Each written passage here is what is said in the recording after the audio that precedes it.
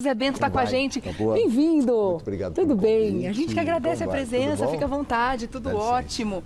Porque são tantos os mitos, tantas as situaçõezinhas que a gente muitas vezes traz, né? Como até crendices, né? Coisas que foram passadas de vó para mãe, de mãe para filha.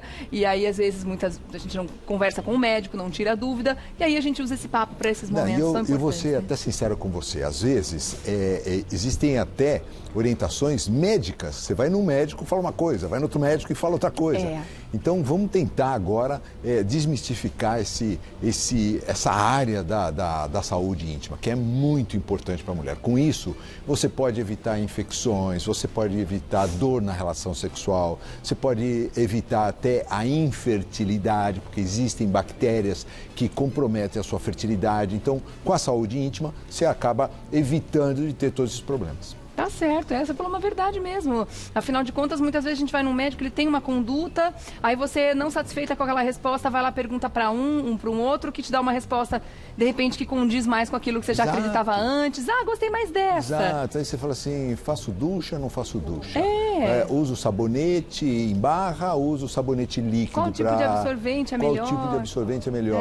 Usa calcinha, não usa calcinha. Quando vai dormir, fica sem calcinha usa saia, não usa saia, quer dizer, tudo isso é importante, todos esses conceitos são importantes. E muitas vezes uma diquinha muda tudo na vida da mulher, né? É verdade. É verdade. Vamos para as perguntas então aqui, que vão aparecer na tela. Mito primeiro, ou verdade? Ter corrimento diariamente significa que há algum problema no organismo? Bom, vamos imaginar que é mito. Mito, né? tá. Agora vamos imaginar se existe alguma bactéria querendo entrar na vagina da mulher. Então, ela se contaminou, às vezes por uma roupa, um ambiente hostil, e ela acabou se contaminando. Essa bactéria está começando a entrar para dentro da vagina, está começando a se proliferar. O que o organismo pode fazer para jogar essa bactéria para fora? Aumenta a transsudação vaginal. Aumenta a quantidade de vascularização local, é uma defesa, e aumenta essa transsudação. Com essa transsudação, está jogando a bactéria para fora. Então, às vezes... É uma defesa natural. Então. É uma defesa natural. Tá. Às vezes, esse corrimento que você acha que é problema, na verdade, não é problema. É uma defesa, é solução. É solução de uma agressão. Agora, se for um corrimento com odor desagradável, se for um corrimento que traz uma coceira, que traz um ardor, alguma coisa está errada. Uma coloração mais forte. Uma coloração diferente, um amarelado, um esverdeado, então alguma coisa está errada. Tá. E principalmente se vem acompanhado de odor, principalmente se vem acompanhado de ardor e se vem acompanhado de coceira. Tá. Então aí a gente tem como se preocupar. Exato. Então um corrimento, sem essas características é um corrimento natural, uma transsudação vaginal. Ainda mais hoje que a mulher usa calça comprida, calça de jeans muito apertada, isso acaba levando, abafa a região genital e acaba levando então esse tipo de corrimento. Tá certo, tá bom. Tiramos essa dúvida, vamos para a próxima, ver se é mito ou verdade. É necessário tomar vários banhos durante o ciclo menstrual? Mito. Mito. Por que é mito? Porque, primeiro, o sangue menstrual é um líquido estéril, não tem bactérias. Agora, lógico, se você não se sentir bem, se você achar que você vai se sentir melhor, principalmente tomando um banho de manhã durante a menstruação e depois tomando um banho à noite, antes de você deitar, isso não tem problema absolutamente nenhum. Mas que você precise desse banho, isso não precisa. O que precisa é trocar o absorvente, seja interno ou seja externo, a cada 3 a 4 horas. 3, 4 horas é o limite de permanência com aquele mesmo absorvente. Exato, porque senão você acaba abafando a região, você acaba levando uma proliferação de bactérias, que tem bactérias nessa região da vagina, tem bactérias nessa região da vulva, e essas bactérias então acabam se proliferando porque encontram um ambiente favorável. Sangue é um caldo de cultura, quentinho e úmido, é tudo que a bactéria quer. Independente do tipo de absorvente, se for interno, externo ou até mesmo coletor. Tem que ser trocado nesse período. Tem que ser trocado. Tá certo, muito O coletor não, né? O coletor você tira, lava e recoloca. Tá bom. Agora, você falou, de repente, de tomar mais de um banho no dia, a pessoa sentir necessidade ou vontade de lavar mais alguma vez. Tem algum problema se ela usar sabonete todas as vezes que ela lavar? Então, como que ela deve lavar, então, essa região íntima, né? A vulva? Ela deve usar, então, um sabonete, sempre um sabonete líquido. Um sabonete que contenha mais ou menos o pH da região.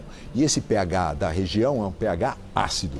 Então, tem que ser um sabonete líquido, com pH ácido, que não cause alergia, que não tenha detergência para não tirar essa gordura da região, que não seja bactericida. Que é uma proteção, né? Que é uma proteção e que você passe na região externamente e deixe mais ou menos 1 minuto e meio esse sabonete externamente. Nunca lave internamente. A vagina é um órgão autolimpante. Sabe esses fogões que existem? Autolimpante? É a mesma coisa, a vagina é assim.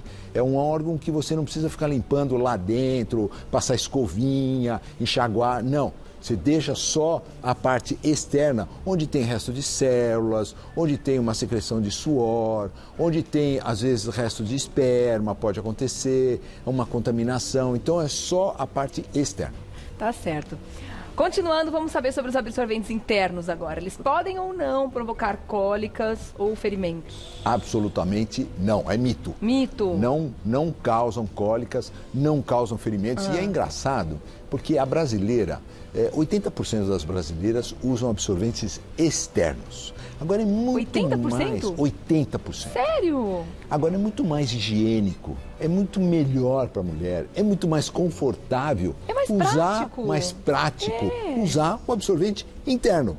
Na Europa, 80% usam o interno. É muito melhor. Quer dizer, eu não sei por que a brasileira, talvez, por falta de conhecimento do corpo, eu já ouvi falar assim, mas doutor, eu coloco o absorvente e vai para onde esse absorvente? Incômodo, né? Se eu perco o fiozinho, por exemplo, ele vai para onde esse absorvente? A vagina é uma rua sem saída, quer dizer, você colocou o absorvente, não vai em lugar nenhum, vai ficar na vagina, não sai de lá. Mesmo que você perca o fiozinho, você consegue colocar o dedo, você tem que se conhecer. Pega um espelhinho, se olha, veja o orifício da uretra, veja o orifício da vagina. Você vai ver que é muito fácil usar absorvente interno. É muito simples e muito prático. Muito mais prático mesmo, de fato. E não causa cólica e nem causa absolutamente ferimento. E pensando na sujeira que a gente faz, que a gente manda para o planeta, né? O absorvente interno é teoricamente mais limpinho, digamos assim. Melhor ainda o coletor, né? Exato. Para a gente não sujar o planeta com essa frequência. Mas o absorvente externo, por ser maior, por ser um plástico, etc. Né? Muito melhor, muito Sem melhor. dúvida. Não, e a mulher se sente muito melhor. Você coloca o absorvente, porque uma coisa que também que as mulheres não sabem, imagina a vagina. A vagina tem mais ou menos 7 centímetros, mas 7 centímetros de comprimento. Mas, lógico, ela é feita de músculo, ela é feita de mucosa, então ela se distende, passa um nenê ali. Então, ela tem 7 centímetros para ela moldar, então, o pênis na época da relação sexual. Muito bem. Esses 7 centímetros, ela não tem sensibilidade no terço proximal, ela só tem sensibilidade no terço distal, ou seja, ela só sente 1/3 que está próximo à saída da vagina. O que está lá dentro, ela não sente. Então, se você pega um absorvente interno, coloca lá dentro, você não vai sentir absolutamente nada. E está protegida, não vai ficar saindo daquele sangue. Tá certo, então, no caso mito, podem usar à vontade. Vamos ver o próximo, mito ou verdade. Relações sexuais durante o ciclo menstrual podem prejudicar a região íntima. Mito. E aí, mito? Não prejudiquem absolutamente nada. Então, tem algumas mulheres que até se sentem mais excitadas durante a menstruação. Durante o ciclo, Talvez seja aumento de lubrificação, ela se sente mais lubrificada. Talvez seja hormonal, uma segurança, pode ser hormonal, quer dizer, às vezes tem muito da mulher se sentir segura que ela não vai engravidar. O fato dela estar tendo relação durante a menstruação, ela está mais segura. E outra coisa, está mais lubrificada, então tem mais sangue na região, então teoricamente ela está sentindo mais toda a região. Então não tem absolutamente problema nenhum ela manter relação sexual durante a menstruação. Existe no mercado, que eu não me lembro o nome agora, mas existe no mercado um tipo de tampão. Um tampão que você pode colocar dentro da vagina. Ele não é método contraceptivo, mas ele obstrui o colo do útero e não deixa sair aquele fluxo menstrual durante a relação sexual. Então, você coloca esse tampão, não vai ter sangramento durante a relação sexual, terminou a relação sexual, você tira esse tampão. Não é método contraceptivo, é só para sangrar menos durante a relação. O contrário também é verdade, tem mulheres que não gostam de ter relações durante esse momento, que sente um certo constrangimento. Sem dúvida, exatamente. Tem que ser respeitado, o né? próprio Quer corpo, dizer, não tá afim, não tá afim. Então, é muito comum também. Tá certo. Então, no caso, é mito, não vai prejudicar, não vai machucar. É isso aí. Vamos ver agora perguntas para você. Tem muitas dúvidas do pessoal de casa. A Caroline Lima, por exemplo, quer saber o seguinte. Sutiã apertado faz mal à saúde? Ele pode diminuir o tamanho dos seios? Então, Caroline, se isso fosse verdade, não teria cirurgia plástica cirurgia para reduzir, concordo. Você não está gostando do seu seio, está muito grande. As mamas estão grandes. Então usa um sutiã aí durante uma semana, mais justinho, que ele volta ao tamanho normal. Absolutamente isso não é verdade. Você pode usar um sutiã, às vezes até para dormir, quando você se sente incomodada, sente mais sensível, principalmente antes da menstruação. Você pode usar um topzinho para dormir, para fazer ginástica, para ele se locomover, para ele mexer menos, para você sentir menos dor. Mas ele não muda o tamanho do seu peito, não. Mas pode prejudicar de alguma forma o sutiã apertado? Circulação sanguínea, a questão dos gânglios, das glândulas? Alguma coisa pode ter Pode machucar, né? Quer dizer, pode criar um hematoma, mas não vai dar câncer, não vai dar um cisto, não vai dar um tumor. Absolutamente isso não acontece. Pode dar uma inflamação por atrito, isso tudo pode acontecer por causa da pele, né? Mas isso qualquer estrutura da pele. Qualquer roupa apertada poderia fazer a mesma coisa. Não porque é o peito, né? Não porque é a mama. Tá bom. Obrigada, Caroline, pela sua pergunta boa. Vamos ver a próxima. Madalena Gonçalves tem a seguinte dúvida. Quando a menopausa é considerada precoce? Tenho 39 anos e estou sentindo alguns sintomas do climatério. Posso continuar tomando pílula? Então, Madalena, menopausa precoce é antes dos 40 anos de idade. A partir dos 40 até mais ou menos 47, 48 anos, a gente chama de menopausa prematura, um pouco antes. Um pouquinho antes do que deveria. A partir dos 40, mas pode antes já ainda acontecer. Precoce. Agora, ela está com sintomas já, Madalena, então você deve fazer alguns exames, você vai procurar o seu ginecologista, fazer alguns exames de sangue para saber se você realmente está entrando na menopausa, para saber se você realmente está diminuindo a quantidade de hormônio, mas para fazer esses exames ela tem que tomar a pílula anticoncepcional. A pílula anticoncepcional é anticoncepcional, ele não é repositor de hormônio.